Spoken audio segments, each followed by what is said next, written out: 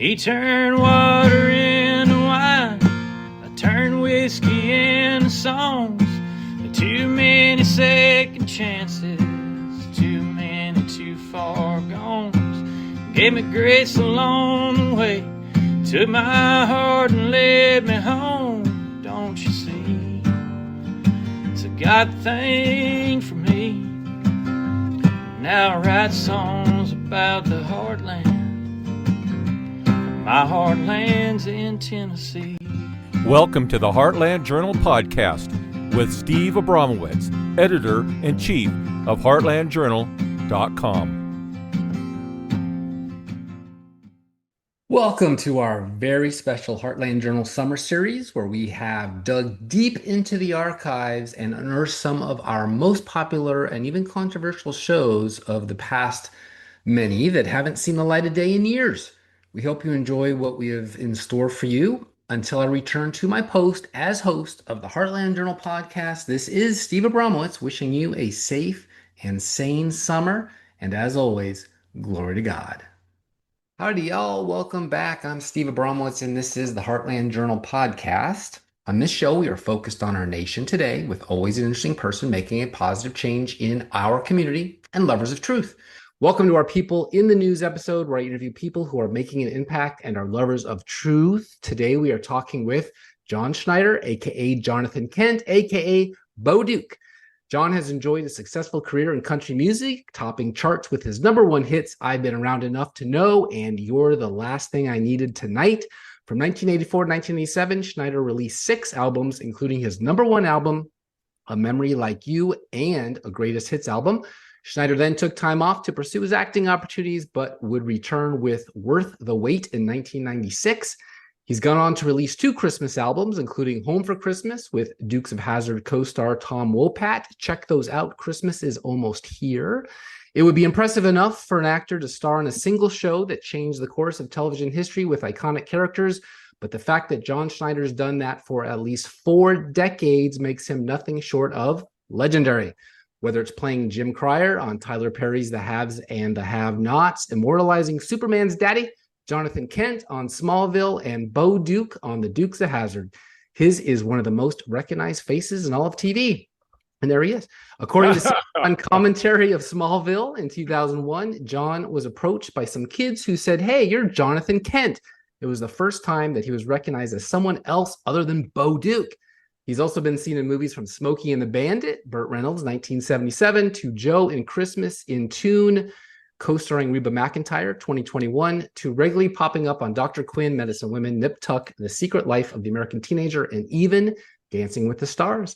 John Richard Schneider IV was born April 8, 1960 in Mount Kisco, New York, to Shirley and John Richard Jack Schneider III, a pilot and U.S. Air Force veteran. John began acting at the age of 8. He and his mother moved to Atlanta, Georgia when he was 14. He won the role of Bo Duke on The Dukes of Hazzard 1979 on CBS by pretending he was a genuine country boy from Snellville, Georgia, not Smallville. He had a week's growth of beard and held a beer can, claiming he was in his mid-20s as the role called for. Show ran from 1979 to 1985 when young Schneidi was 18 years old through 25. I was 8 to 14 and never missed a Friday. 4 kids: Leah Michelle Castle, Project Runway, All-Stars, Camera Woman; Chasen Joseph, actor, Secret Life of American Teenager; and Karish Schneider, active duty firefighter and played Danielle in Collier and Company; and Mandy. And now he's on the Mill Creek View podcast with me. John, how are you today? My God, that was wonderful. I have to mention one more beautiful child from my lovely wife, Alicia, and I. Her daughter, my daughter now, is Jessica Turner, who's going to give me a grandson. Oh boy! In March, yeah, a new role. March. Karis gave us a granddaughter, so we're gonna have a grandson in March, and it's just wonderful. My God, you've done your research. Thank you. 40 years on the screen, and looking up to you as an 8-year-old, the coolest guy I knew on TV was not. I had to do a lot of homework, and I had a lot of editing. Believe me, there was a lot more there. So I'm great, and I'm trying not to be a fanboy and freak out. That's okay. It's great. It's greatly appreciated. when there's some video on YouTube somewhere where somebody came up. I was at a Comic-Con, right? And they were journalism. They're the journalism class, and they wanted to interview me. And I said, "Oh, great!" And they came up and said, "Okay, who are you, and what do you do?" And I said, "Look, pal." Said, first of all, if you're in journalism school, really, then do your research. Figure out who it is you're talking to, because you never want to say something like that to someone like me or really anybody. So anyway, it was like people were saying, "Oh my gosh, you were mean." So there was this video about John Schneider, Jonathan Kent, being kind of abrupt with this guy. 10 years later, I'm doing a news show in I don't remember where I was, but the person that was interviewing me on the news show said, "Look, I want to tell you, I'm the guy that you read the Riot Act to, and had you not done that to me, I never would be where I am today." Look at you giving advice, fatherly advice. Well, it was advice, but it was not. I didn't sugarcoat it because I don't. I'm from New York. Funny thing about me, I'm from Westchester County, New York, which is arguably one of the most confusing counties electorally in our world today. And when I moved to Atlanta with my mother, she worked for IBM. Where did I go to high school? So I was born in Westchester County, New York, and I went to high school in Fulton County, Georgia, arguably the first or second most confused county in our country today.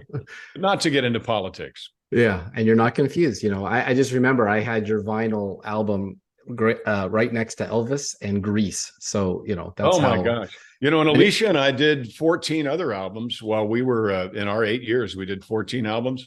And I honestly don't remember if it was 9 or 11 films. Yeah, I have the details. We're going to get into all of that, but I wanted to start off on a different note. You co-founded with Marie Osmond the Children's Miracle Network charity organization in 1993, and I just want people to know how huge that is. That organization helps children by raising funds for children's hospitals around the United States, a nonprofit. It was 1983. Oh, we're 40 years. Yeah, it's okay. I just want to, because I want people to understand how long we've been doing this. So we actually, the first telethon was in 1983, but it was founded, you have to file paperwork and do things for a 501c3 in 82. So that organization is now 40 years old. Wow. And I'm very, very proud of it. We've raised a little bit over $8 billion. That was what I was getting. Yeah, that is unbelievable. That does the work. And if it wasn't for that, Children's Miracle Network, 4-star rating, so it's legit, no question about it. Worthy cause, 170 facilities. So congratulations to you. We raise money for 170 children's hospitals all across the United States and Canada. And what it is basically we know how to organize people who are already kind of organized. We know how to manage people who are organized and help them raise funds better for their own local children's hospital. So it's been remarkable. I meet children who were children or people who were children way back in the beginning, who now have children of their own who wouldn't be alive if it weren't for the funds raised by Children's Miracle Network. So it really is it's a wonderful part of my life. And I'm very delighted to remember and say that I was 22 years old when we founded it. That's right. I was going to wonder. That's pretty cool. Marie was pretty young too, right? I mean, you guys were but just a little bit older than me. Yeah. Just a little bit older than me. Just a little bit older. I tell her all the time, I say, you know the difference between you and I? And she says, male and female. I said, no, I grew up watching you. That's great. That's a good one. She doesn't like that very much, but she's like my sister, so it's okay.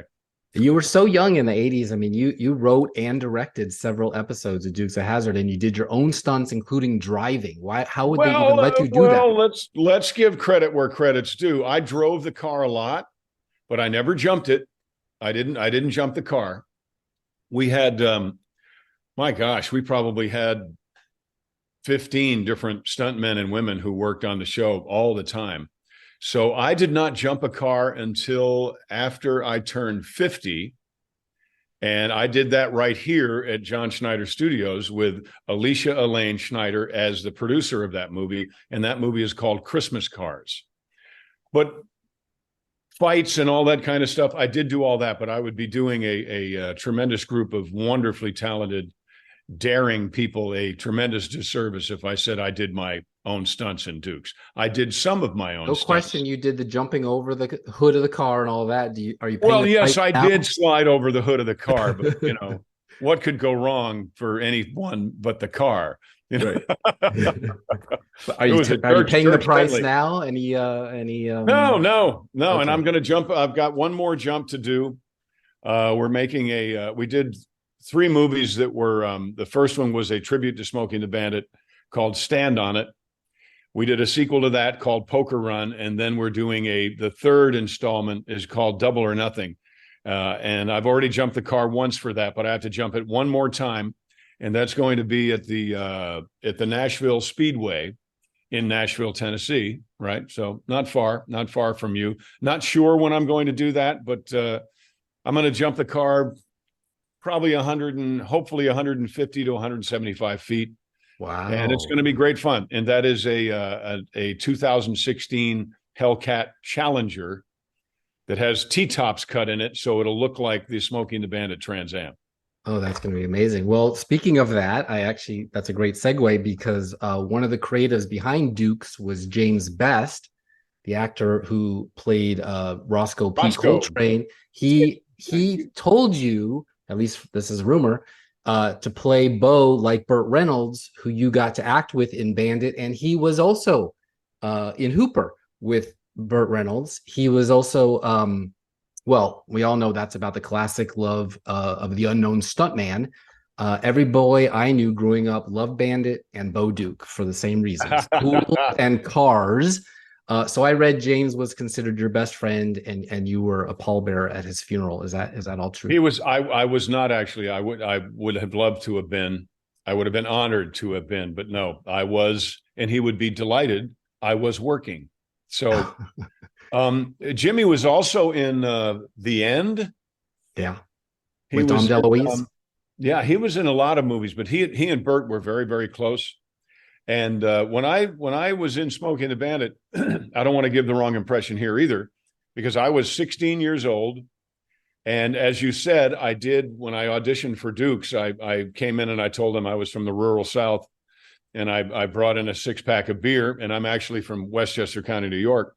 I told them I was 24, I was 18.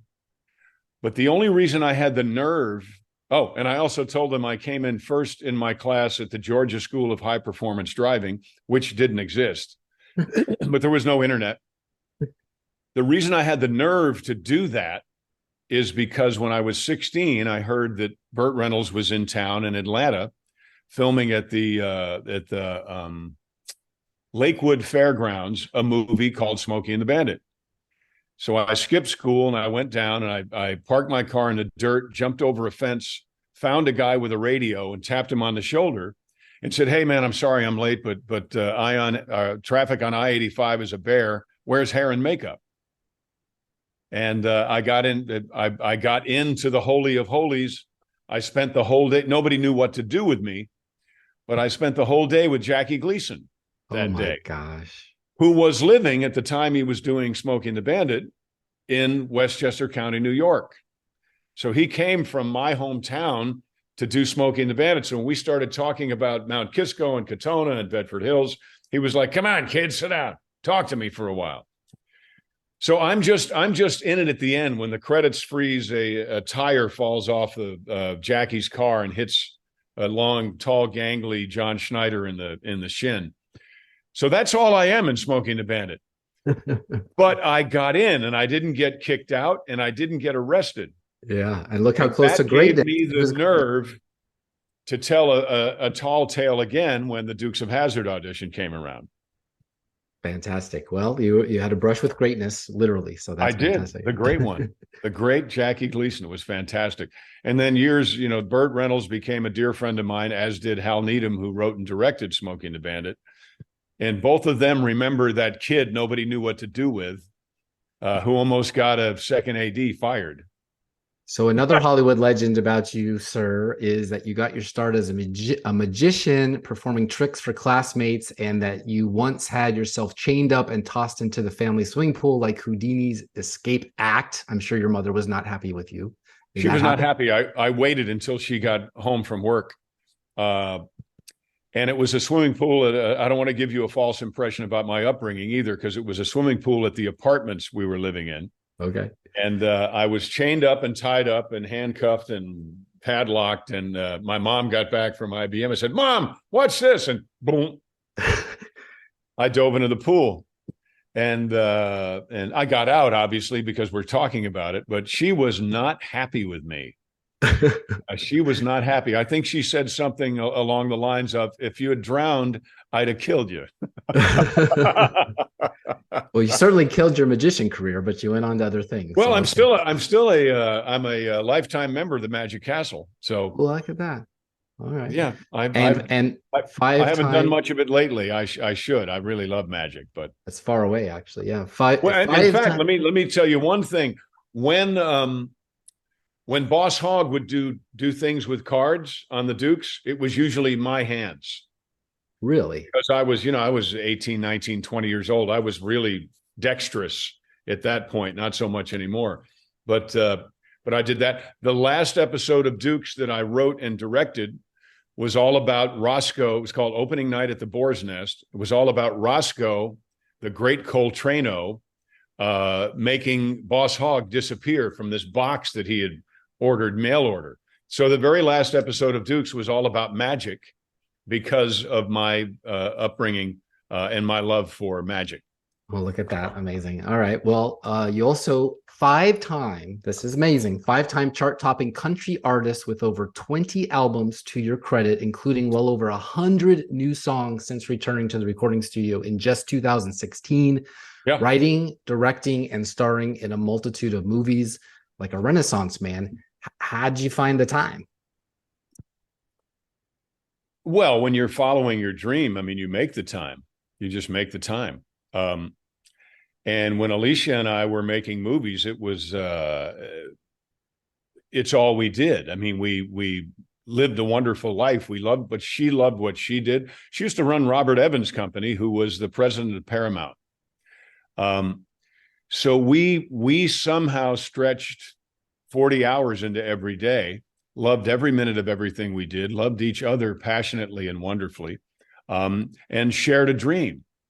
So it's one thing to have a dream and chase a dream, but it's an entirely different thing to be equally yoked with someone who has the same dream, with whom you can chase that dream together. So we did those 14 albums. I did one since she passed away in February. I did a brand new album for her called We're Still Us, which comes out on what I call Orange Friday in honor of the General Lee, which is right the Friday after Thanksgiving. So see how it all kind of ties together? I do. But, they say if you love your work, you never work a day in your life. And if you add to that, not only if you love your work, but you love who you're working with, you'll never work a day in your life. That's amazing. Yeah, I took off your website. Alicia and I are truly the masters of our own destiny. Sink or swim, we lived a lot of life. We enjoy everything, or we wouldn't do it. Most of everything we've discussed, you did. Your wife and executive producer, most everything we've discussed already, you did with your wife, executive producer Alicia Elaine. On Twitter, just last week, you reposted my center, my everything, my smile. And that was from February 21, 2023. She went to heaven. From her obituary, Alicia was a force that inspired others. She was kind and gracious to all she met. She always put herself last. She was very protective of her parents. She was mama bear that protected all her cubs. She was a fighter until the end. Alicia will be missed mightily. From everything I could tell about her, she's with Jesus, and you'll be together again one day. You collaborated on more than 100 songs, several films. What's next for you without her? Well, the two things that had to be done this year, they're still with her. It's so unusual. There's some promises made The first was We're Still Us, the album, which obviously she didn't know anything about. That's my tribute to her and my medicine for people who are on what I call the same road, the road of grief, the road of losing a spouse. And yet losing is an odd term because I didn't lose her. I know exactly where she is, right? And I know exactly where I'm going. And I know hers will be the first hand I touch when I get there. Mm. But she was writing a book about cancer and about being in charge of your own diagnosis. And we raced dirt track cars. So the book is called In the Driver's Seat. So the very first thing that I believe God touched me on the shoulder and said, do not let that book go away. You finish that book because there's a lot of important information in there. So Jessica, our daughter, and myself, and a dear friend of ours named Jamie Blaine, finished that book. And that book will also be out on Orange Friday. Go to johnschneiderstudios.com. And it's about a lot of things, being in the driver's seat, certainly, but it's also about redefining victory. Because truth is, every prayer we prayed about Alicia's health and Alicia's pain was answered. She is pain-free. She's healthier than she has ever been. She's dancing. She's loving, and she misses me, but she's more patient than I am because, she's in a world where perhaps there is no time.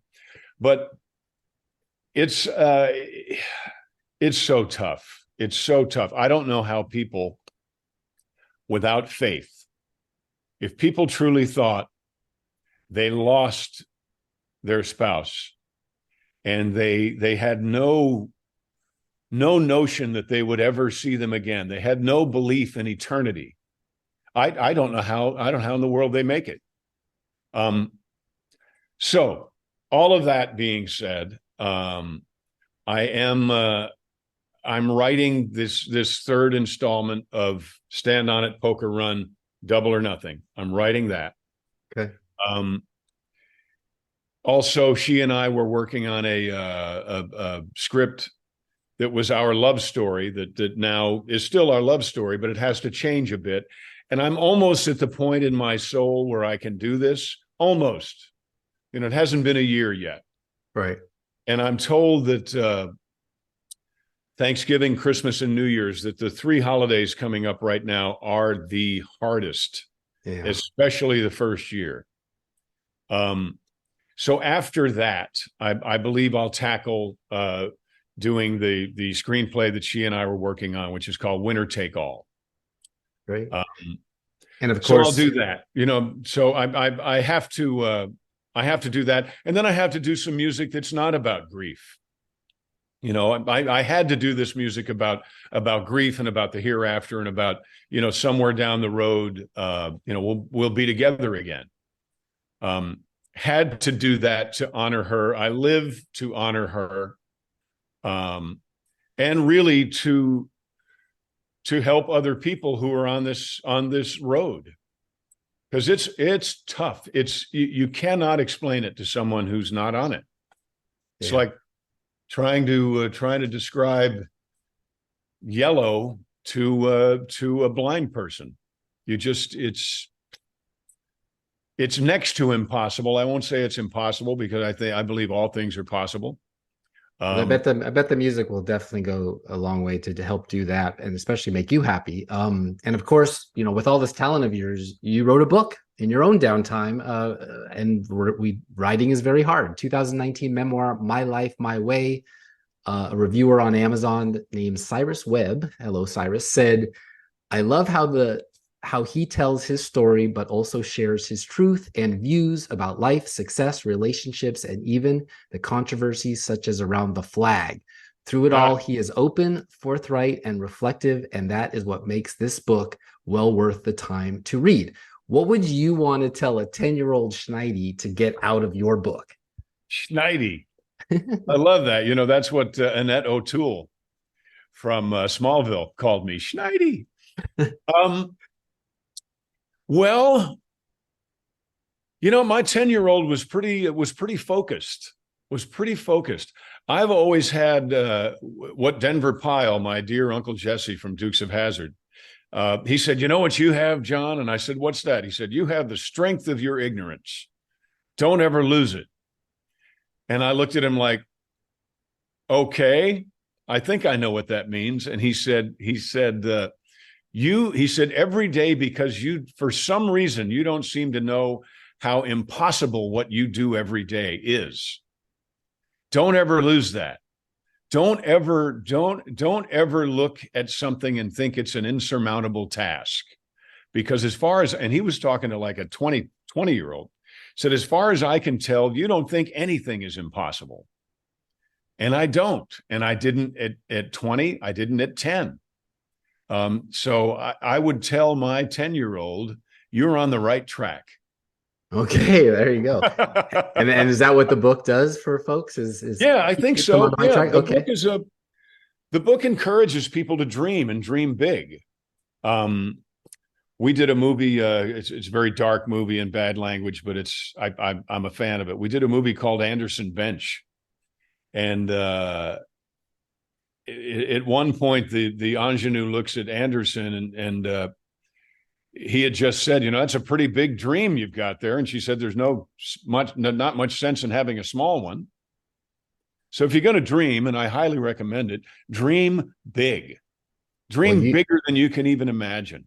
You had a very ambitious project called the Odyssey 2018, which released one song a week. I think Paul Liam was your producer.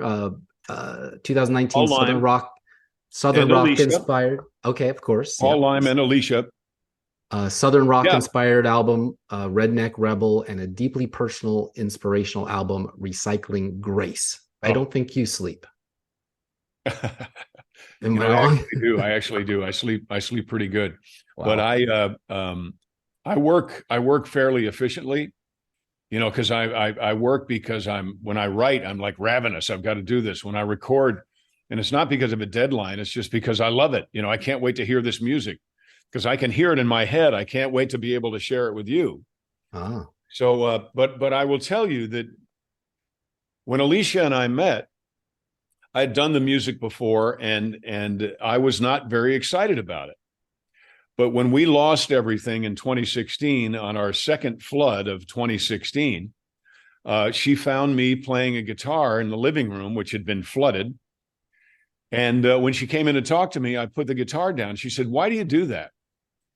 And I said, "Well, playing the guitar, when things are all gone to hell in a handbag, they make me feel better." And she said, or it makes me feel better. And she said, No. I didn't ask you why you picked it up. I asked you why you ever put it down, because you're obviously so happy when you play it. From that moment on, she said, we're going to do the Odyssey project. We're not going to do one CD. We're not going to do 10 songs. Everybody who listens to country music, everybody who does country music knows your music from the 80s. So we're going to remind them about why your music is so great. We're going to put out a song every Tuesday of next year. So we better get in the studio. So I tell you what, when two people are that in sync, it's God. God put those two souls together without question. Because we did more in any one of our 8 years together than most people do in a lifetime. Yeah. Truly. Yeah, truly. And you don't do that without God. You really don't. And the stuff that we did is really good. Really, really good. I would put any movie or any song we ever cut up against any movie or any song ever made.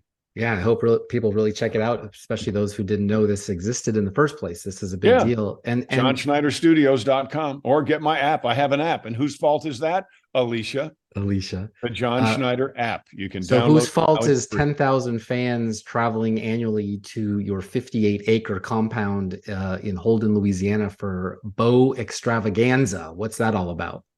That's Alicia's fault too. That's my birthday party. That's my birthday party. And I had told her that Willie Nelson did Willie Nelson's birthday bash. I don't know if he's still doing it or not, but I was in the first and second farm aids, and I had mentioned that to her, and she would, like, a little light bulb went off. She said, we can do that here. So we had Kix Brooks play here. We had the Bellamy Brothers play here. We had Kid Rock play here. You know, we've done a lot of stuff here, but she ran that too. I'm telling you, she ran that too.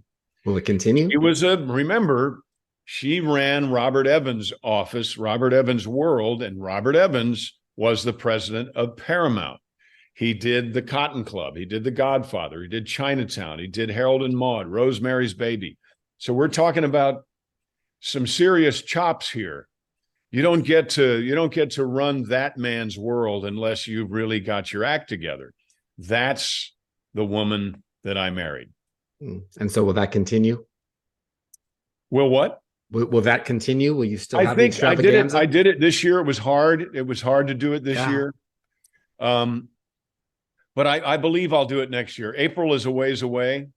And a lot of what I'm noticing is that there's the grief doesn't go away. But kind of like in a gym, you know, when you first get to a gym, a 45-pound plate is extremely heavy, but the more you lift it, the stronger you get with it. It's still a 45-pound plate, but your ability to carry it around gets a little bit better. Yeah. So by the time I get to February, when I'll really have to make a decision about Beau's Extravaganza, and that will be the year anniversary of my beautiful bride's passing, I think I'm hoping that 45-pound plate will be a little bit easier to carry around, and I will do Beau's Extravaganza, but no promises yet. Okay. Well, get my app. My app will tell you. John Schneider. So the machine, as you called it, ever since you broke ties with the machine, you actually smashed sales records on DVD via the johnschneiderstudios.com, which you plugged twice. That's awesome. I just did it for you. Storefront. There'll be another one. And spearheaded the streaming service cineflixdod.com. So yes, that's still going on. You like people to be directed to that? Oh, yeah. So Cineflix DOD, digital on demand, Cineflix digital on demand. Why, in the world we live in, why in the world would I sign some distribution deal with some company that's going to lie to me, right? I did one film that I got a standard, and I was delighted. I got a standard distribution deal on a film I did with Kane Hodder and Bill Moseley and Ari Mihailov and Malcolm Danar and Don Shanks. And it's a gruesome horror comedy called Smothered. Made one deal 9 years ago and haven't made a dime. Have not made a single dime. And that's the only film I had investors in too. So not only have I not made anything back, but the people who believed in me have not made anything back. And that movie has been distributed worldwide. Worldwide. So these people, IndieCan, by the way, independent filmmakers, if you are paying attention and you are about to pop open a beer because you just got a deal with IndieCan, tear it up, drink the beer anyway, but tear up that deal because you don't want it. You don't want it. There, sue me. Call a lawyer and sue me. Sue me. So since then, we started making our own films and distributing them ourselves, not only in DVD form, but we've started a streaming service called Cineflix DOD. So that has been fantastic to us. We don't make millions of dollars, but we're an independent film studio. We don't spend millions of dollars on a movie. You know, we spend a couple of $100,000 on a movie, but that's a lot easier to make back than millions of dollars, certainly. Was that to die for, John? To die for? To die for, yeah. To die for, you can go to todieformovie.com. And that'll take you to Cineflix. You'll see the other movies there as well. But that'll take you directly to Cineflix. You can stream it right now or you can order the DVD. The folks that are familiar with me still like to have a tangible item. So you can order the DVD by itself. I don't have one sitting here. DVD by itself, DVD autographed, or the DVD autographed and personalized. 3 different prices, okay? Sure. Okay. It is an independent film, but I guarantee you the money that we make off of that movie, which we've done really, really well with that one, goes to make the next one. Because I don't want to stick my hand back in the machine. I know what will happen. And that movie is about you playing a reclusive veteran who gets arrested because he refuses to take the American flag off the back of his El Camino. Correct. That machine that you talk about, the Warner Brothers turned into the CW's Smallville during those 10 years. 10 years, wow. Right. You were Superman's dad. Ever since that year-long process to merge Discovery Inc. with Warner Media, which was spun off from AT&T, and frankly, their awful DC Comics movies compared to Disney and Marvel. What do you make of studios in general as they get more and more corporate? Well, it's never a good idea. I call them non-creatives. It's never a good idea to put non-creatives in a creative or give them creative power or creative control, because screenplays come from some guy, some girl, some team who they've been inspired by some wonderful or tragic thing or scary thing, but suffice it to say, they've been inspired by something.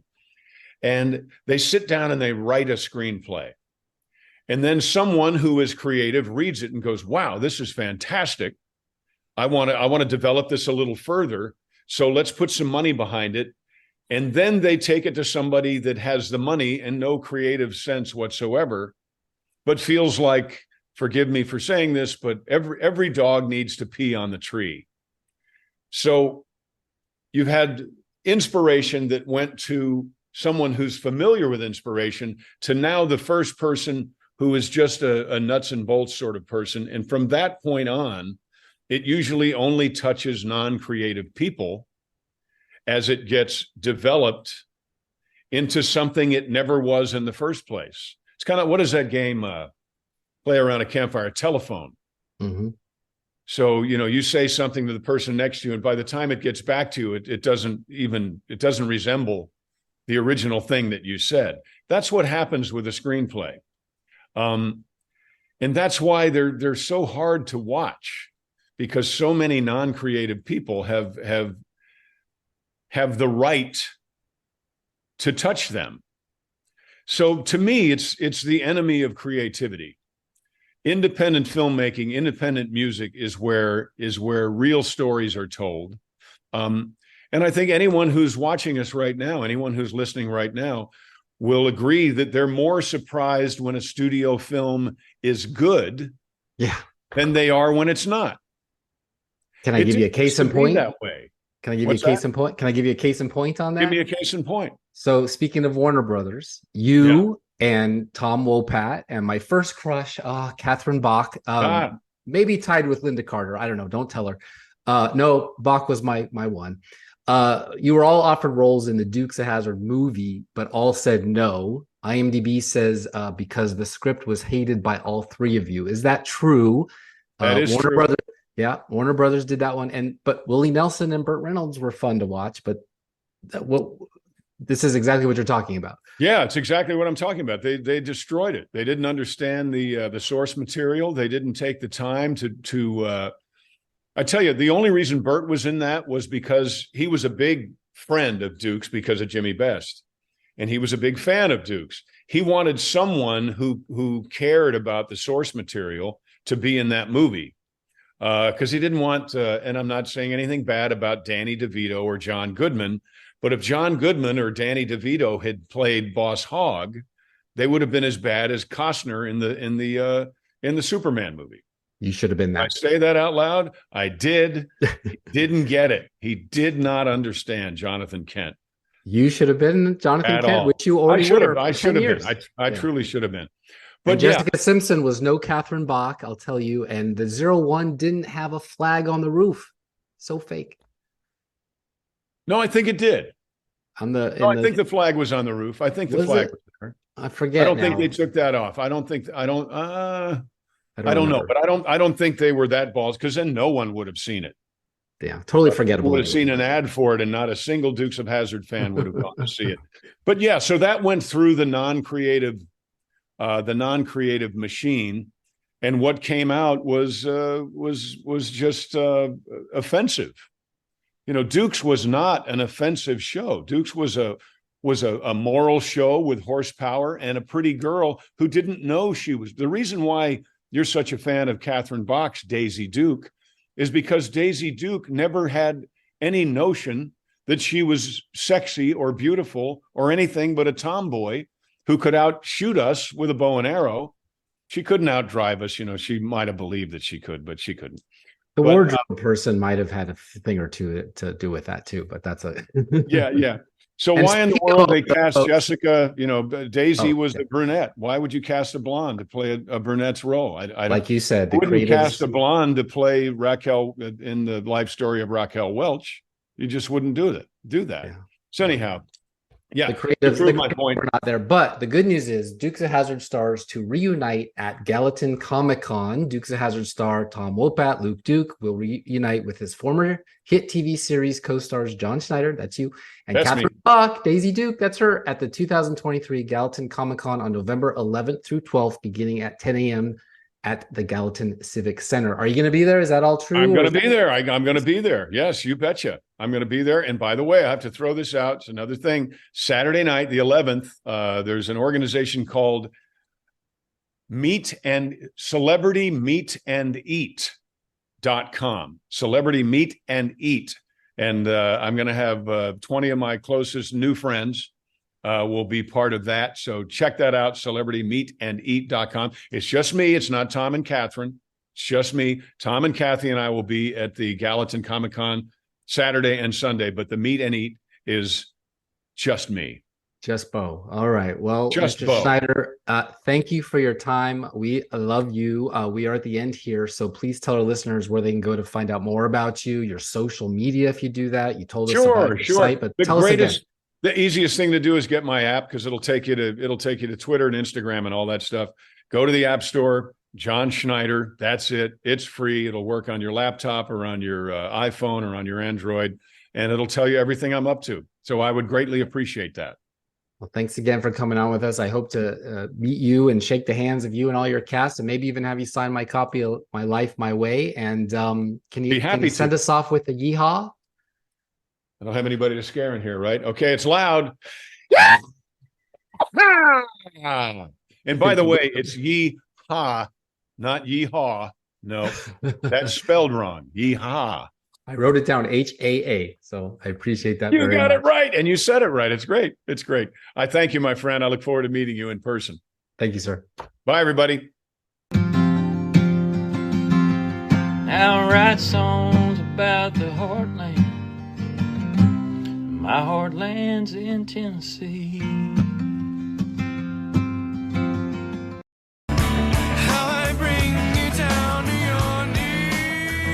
Welcome to the Steve and C segment of our show, where we cover what we just heard. Producer Steve, I am just on heaven's door, whatever you want to say, on cloud nine. What did you think of our guest, Jonathan Kent, Bo Duke?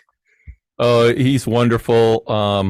I was the one who said you ought to get him on here, and I'll tell you why. So I used to produce a show called Horsepower, Chrome, and Rust, and it was all about cars. Did that for 3 years, a podcast.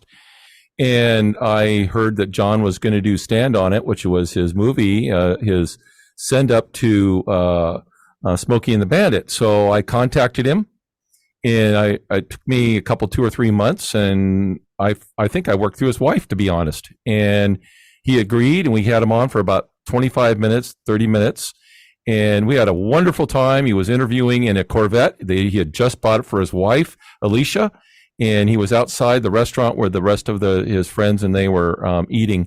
And so I knew that you would have a wonderful time with John, because he's had a storied life, and he keeps coming back out, and yet I think Alicia and him were the bonding that needed to be there for his life, and directed his energies with a dual purpose, and to give glory to God and to enjoy a wife who had the same vision. So Yeah, what there's a wonderful famous thing. line in Hollywood lore that says there are no second acts in Hollywood, and I think John is on his sixth or seventh. So yeah, he is the exception to the rule. All right, and that is it for this episode. Thank you, John Schneider, for reminding us Jesus loves us and the South will rise again. Yeehaw! And God bless his wife Alicia in heaven.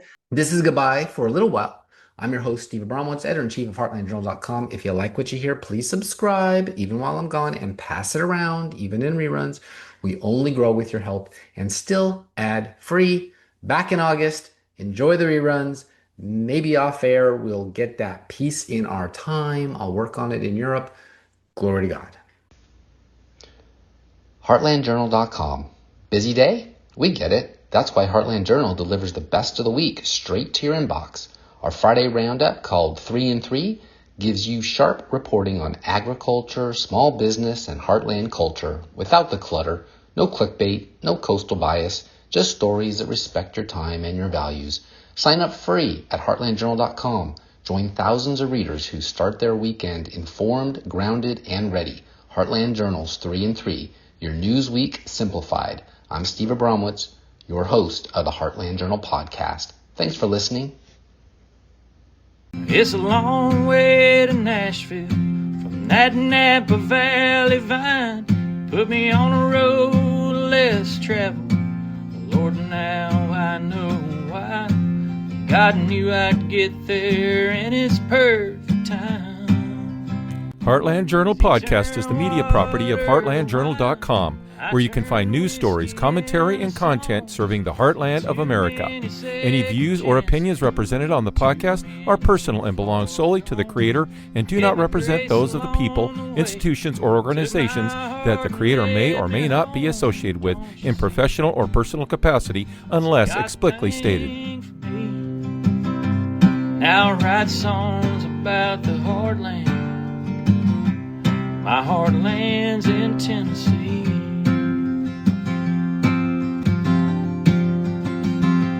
Now I write songs about the heartland. My heartland's in Tennessee.